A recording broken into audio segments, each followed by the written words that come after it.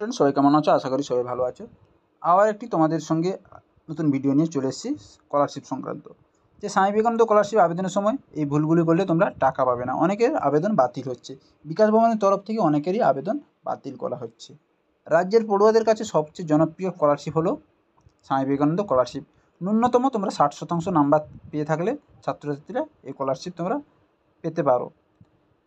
এই স্কলারশিপে তোমরা বার্ষিক 12,000 টাকা থেকে 60,000 টাকা পর্যন্ত পেতে পারো। কিন্তু এই স্কলারশিপ আবেদন করার সময় এমন কিছু ভুল রয়েছে যে ভুলগুলি করলে ছাত্রছাত্রীরা এই স্কলারশিপের থেকে কোনো টাকা পাবে না। অনেকেরই এই স্কলারশিপ ভুলই করছে, অনেকেরই স্কলারশিপে রিটার্ন চলে এসছে।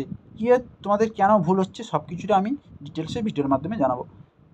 চলো, আবেদন করার সময় কোন ভুলগুলি করলে স্বামী বিবেকানন্দে তোমরা স্কলারশিপ পাবে না, চলো তাহলে জেনে নিই। যে সকল ছাত্রছাত্রী 2023-24 শিক্ষাবর্ষে স্বামী বিবেকানন্দ স্কলারশিপে আবেদন করতে চলেছো, তোমরা আবেদন করার সময় যদি নিম্নলিখিত ভুলগুলো করো তাহলে স্কলারশিপে টাকা পাওয়া থেকে বঞ্চিত থাকবে। তাই অবশ্যই দেখে নাও কোন ভুলগুলি করলে স্কলারশিপে টাকা পাবে না। 1 নম্বর বলে দিই তোমাদের, স্বামী বিবেকানন্দ স্কলারশিপে আবেদন করার সময় ডকুমেন্টস আপলোড প্রক্রিয়া।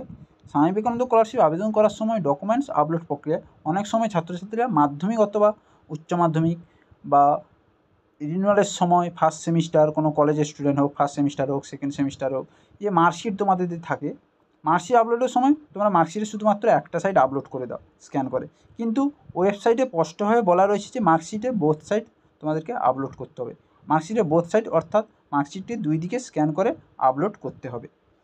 অনেকেই এক সাইড স্ক্যান করে দিয়ে দেয়, এই জন্য অ্যাপ্লিকেশান বাতিল হয়ে যায়। 2 নম্বর থাকছে, দেখো, অনলাইনে ভিডিও ইনকাম করার ক্ষেত্রে, যেটা তোমরা বলো ভিডিও ইনকাম সার্টিফিকেট, অনলাইনে ভিডিও ইনকাম করার ক্ষেত্রে অনেক সময় ভিডিও দ্বারা অনলাইন ভেরিফিকেশান কমপ্লিট হয় না এবং অনলাইন ভিডিও ইনকামের উপর একটি জিজ্ঞাসা চিহ্ন থাকে। সেই জিজ্ঞাসা চিহ্নটা তোমরা যদি ভেরিফাই না করো, ঠিক চিহ্ন না মারো তোমরা, তাহলে তোমাদের ক্ষেত্রে ওই স্কলারশিপটি বাতিল বলে গণ্য হবে। সেই জিজ্ঞাসা চিহ্ন অনুযায়ী তোমরা স্কলারশিপে ভিডিও ইনকাম সার্টিফিকেটটা আপলোড করে দাও, এই জন্য তোমাদের বাতিল হয়ে যায়। নেক্সট হচ্ছে, অনেক সময় ব্যাঙ্ক অ্যাকাউন্টের তথ্য আপলোড করার সময় অ্যাকাউন্টের যে প্রথম পাতা তোমরা যে দাও ওটা ঝাপসা দেখা যায়, অনেকের ক্ষেত্রে ঝাপসা দেখা যায়, সঠিকভাবে স্ক্যান হয় না। এই জন্য সেক্ষেত্রে কী হয়, টাকা পেতে তোমাদের অসুবিধা হতে পারে, সেক্ষেত্রে বাতিল হতে পারে। নেক্সট হচ্ছে, ছাত্রছাত্রীরা অনেক সময় এমন মোবাইল নাম্বার এবং এমন ইমেল আইডি দেয় যেটি কয়েকদিন ব্যবহারের পর সেটি আর ব্যবহার করে না। কিন্তু এক্ষেত্রে মনে রাখবে, রিনিউয়াল করার সময় ওই মোবাইল নাম্বার এবং ইমেল আইডি জরুরি।